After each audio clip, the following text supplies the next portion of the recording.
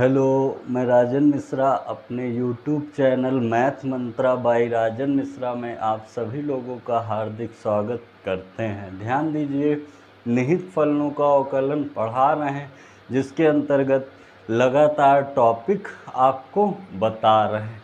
एक बार रिवीजन कर दें। निहित फलनों के अवकलन में सबसे पहला हम पढ़ाए थे आपको साधारण, जिसमें केवल अवकलन कर देना था, फलन के अंदर फलन रहता था। दूसरा पढ़ाए थे प्रतिलोम, थोड़ा बड़ा था प्रतिलोम टॉपिक। इसके बाद पढ़ाए थे लघुगणक। इसके बाद पढ़ाए थे कोटि, नहीं अनंत वाला पढ़ाए थे, अनंत का। इसके बाद पढ़ाए थे साधारण, प्रतिलोम, लघुगणक, अनंत। इसके बाद प्राचल पढ़ाए थे, और अभी जो लेटेस्ट पढ़ाए थे, आप लोग को वीडियो मिला था, वो था कोटि से आधारित। प्रथम कोटि, द्वितीय कोटि, मतलब हमने 6 टॉपिक समाप्त कर दिया है। आज जो 7वां है वो है फलनों का फलन के सापेक्ष अवकलन। क्या है? फलनों के फलन के सापेक्ष अवकलन। मतलब इतनी दूरी आप लोग तय कर चुके हैं, खूब लगाइए मन से, ठीक है। इसको ध्यान से बार बार रिवीजन करते रहिए, जो भी बुक हो उससे लगाते रहिए। जो प्रॉब्लम हो आपको बताए हैं, जो हमारा व्हाट्सएप नंबर आप देख रहे हैं उस पर पूछ सकते हैं, या तो फेसबुक पर भी पूछ सकते हैं। देखिए, जैसे फलनों का फलन के सापेक्ष अवकलन आज का टॉपिक है। इसके बाद आपको पढ़ा देंगे, बहुत ही इम्पोर्टेंट टॉपिक है, रोले का प्रमेय। रोले का प्रमेय बहुत पूछा जाता है, एक क्वेश्चन जरूर रहता है। रोले का प्रमेय, या इसी को क्या कह सकते हैं? मध्यमान प्रमेय। इसी को क्या कह सकते हैं? मध्यमान प्रमेय।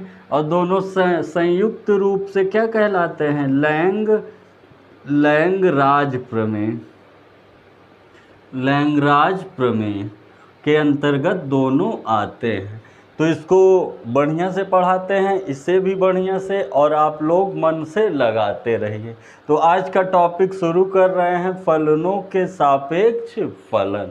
और जो अभी भी वीडियो सब्सक्राइब ना किए हो हमारा चैनल, तो सब्सक्राइब कर लें, क्योंकि पर डे आपको आपसे रिलेटेड ज़रूरी टॉपिक मिलते रहेंगे, ठीक है। वीडियो खूब ज़्यादा शेयर करिए और पढ़िए। ध्यान दीजिएगा, फलनों के सापेक्ष मतलब 2 फलन दिया रहेगा, कैसा कहेगा?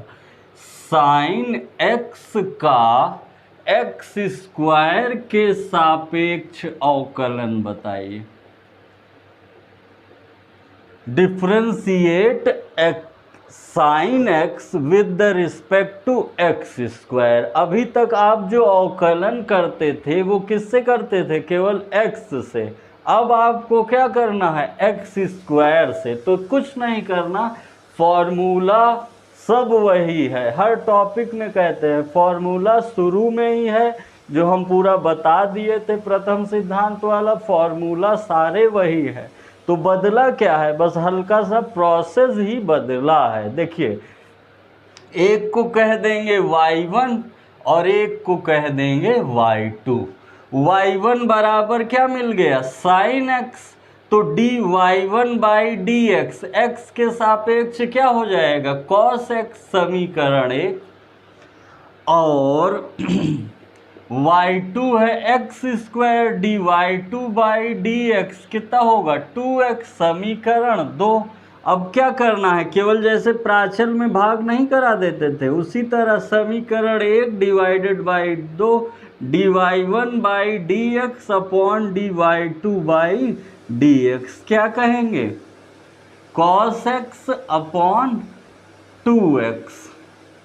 तो dx dx कट जाएगा, dy1 बाई dy2 बराबर cos x बाई 2x। नहीं समझे, एक को y1 मान लेंगे, एक को y2 मान लेंगे और फिर क्या कर देंगे, अवकलन करके भाग करा देंगे, वही क्या हो जाएगा, फलनों के सापेक्ष अवकलन। और देखिए जैसे कह रहा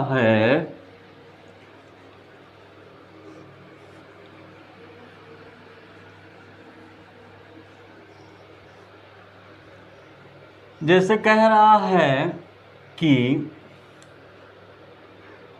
sine theta plus cos theta का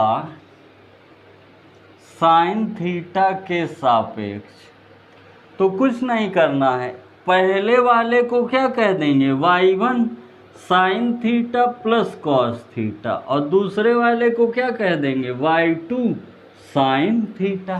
किसके रिस्पेक्ट में अब करना है, थीटा के, तो dy1 बाई डी थीटा कितना हो जाएगा, cos theta minus sine theta और dy2 बाई डी थीटा कितना हो जाएगा, कॉस थीटा। ये समीकरण 1 है और ये समीकरण 2 है। क्या करना है, केवल भाग करा देना है, समीकरण 1 डिवाइडेड बाई समीकरण 2। तो क्या कहेंगे, dy1 by D theta dy2 by D theta बराबर cos theta minus sine theta बटे cos theta. D theta cut जाएगा, dy1 by dy2 cos theta minus sine theta by cos theta.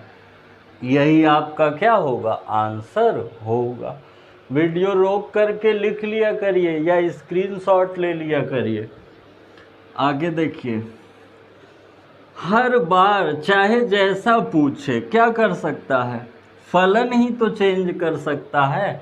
आप केवल concept मन में बनाए रहिए कि हमको इसी तरह आगे बढ़ना है। जैसे कहा जाए x² प्लस 2x प्लस 3 का x² प्लस 1 के सापेक्ष अवकलन करिए, तो ज़्यादा सोच विचार थोड़ी नहीं करना है। जो पहला है उसको कह देंगे y1 है और जो दूसरा है उसको कह देंगे y2 है।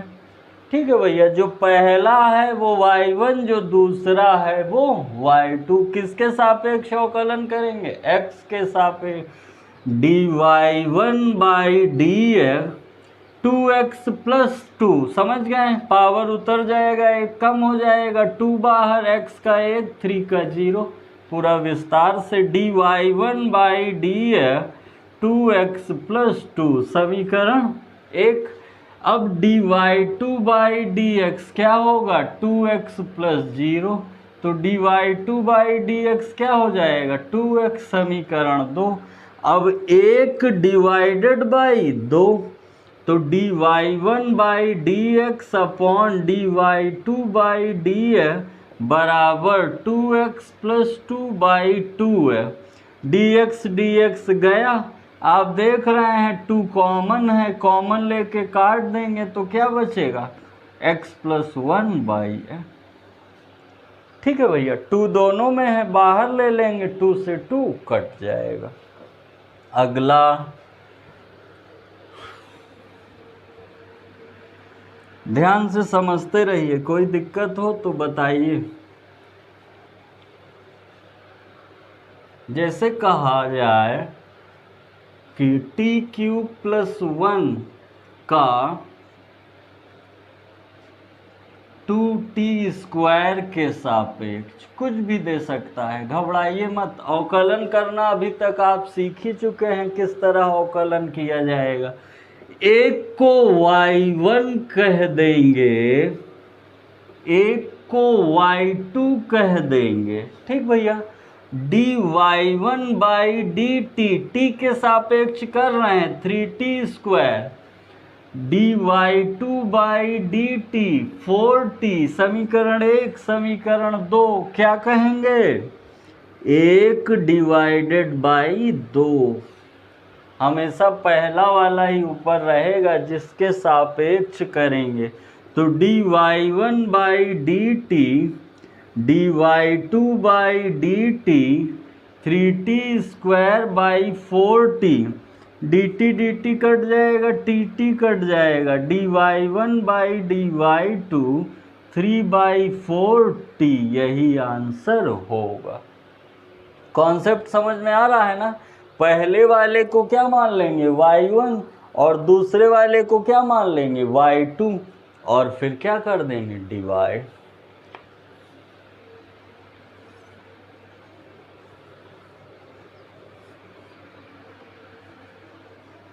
अगला देखिए, जैसे कहा जाए x साइन इनवर्स x का किसके सापेक्ष, कॉस इनवर्स x के सापेक्ष। तो घबराइए मत, बस फलन ही बदला जाता है और कुछ नहीं। तो क्या कहेंगे, एक हो जाएगा y1 x sine inverse x और दूसरा क्या हो जाएगा y2, पहला दूसरा, याद है ना, पहले को छोड़कर दूसरे का अवकलन प्लस दूसरे को छोड़कर पहले का अवकलन। अच्छे से लिख दीजिए, 1 मानकर इंटू करा दीजिए। तो x plus sign √1 minus x², 1 minus x², dy1 by dx क्या आएगा, इतना। ये y2 है,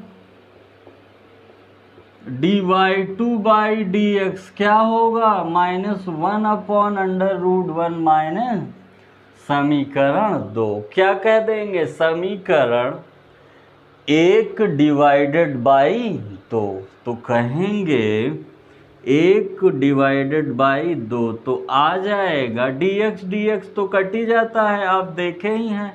तो बचा क्या, x plus sine inverse x √1 minus x² by 1 minus x² minus 1/√1 minus cut जाएगा। तो बचा क्या, -x plus sine inverse x √1 minus, यही आंसर होगा। ठीक है भैया, वीडियो रोक करके लिख लिया करिए, बिना लिखे समझ में आएगा नहीं।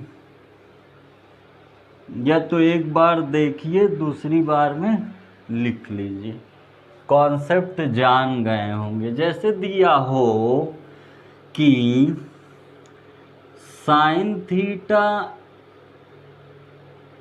बाई या इंटू में ले लीजिए ई पे एक्स का किसके सापेक्ष करना है, ई पे एक्स के।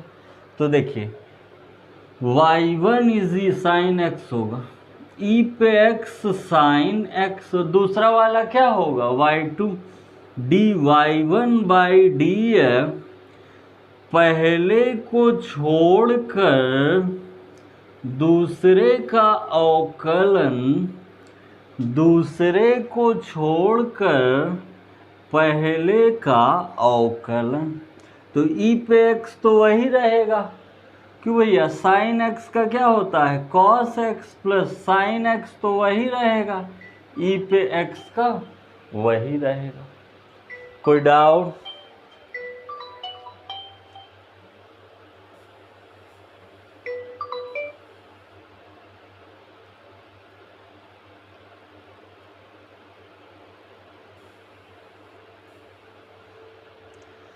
देखते रहिए ध्यान से, ठीक है। और क्या हो जाएगा, dy1 बाई dx, और क्या कहेंगे, ये पहला हो गया, ई पे एक्स कॉमन भी ले सकते हैं, cos x प्लस साइन है। अब ये y2 है, e पे है, तो dy2 बाई dx, तो e पे x वही रह जाता है। ये समीकरण 1 है, ये समीकरण 2 है।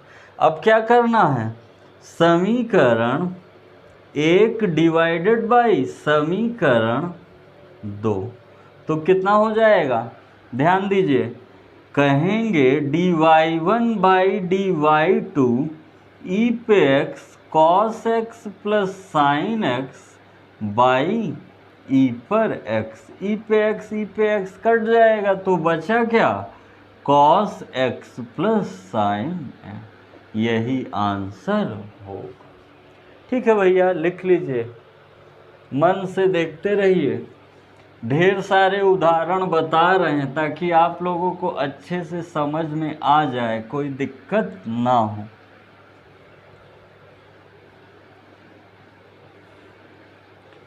एक और देखिए, जैसे दे दिया जाए x tan इनवर्स x का साइन इनवर्स x के सापेक्ष, तो आप पहले वाले को, अब फलन कुछ भी हो सकता है, आपके बुक में जो जो फलन हो y1 y2 मान कर करिएगा, कोई भी डाउट हो पूछिएगा, ठीक है। तो क्या कहेंगे, y1 is equal to x tan inverse f और y2 is equal to sine inverse f। dy1 by dx, पहले को छोड़कर दूसरे का अवकलन, इसका तो फिक्स है ना, प्लस इसे छोड़कर 1। अब देखिए, अगर अच्छे से लिखेंगे तो dy1 बाई df कितना हो जाएगा, x upon 1 plus x square plus tan inverse है, एक मान कर इंटू करा दीजिए, dy1 by df x plus tan inverse x 1 plus x square divided by 1 plus x square. समीकरण 1 dy2 बाई dx, इसका कितना होगा, फिक्स है ना, समीकरण 2। तो क्या करिए, समीकरण 1 डिवाइडेड बाई समीकरण 2 भाग करा दीजिए, तो dy1 by df dy2 by dx, dx cut जाएगा, बचा क्या, x plus tan inverse x 1 plus x square by 1 plus x square upon 1 upon root 1 minus x square. ये पलट के कहाँ चला जाएगा, ऊपर, dy1 बाई dy2 हो जाएगा root 1 minus x square x plus tan inverse x 1 plus x square by 1 plus x square. ठीक है, लिख लीजिए, आज का लास्ट क्वेश्चन था। अगले टॉपिक पे पढ़ाएंगे क्या, रोलेस थ्योरम। मन से पढ़ते रहिए, कहीं डाउट हो तो बताइएगा। चैनल को लाइक करिए, शेयर करिए, सब्सक्राइब करिए। बहुत बहुत धन्यवाद।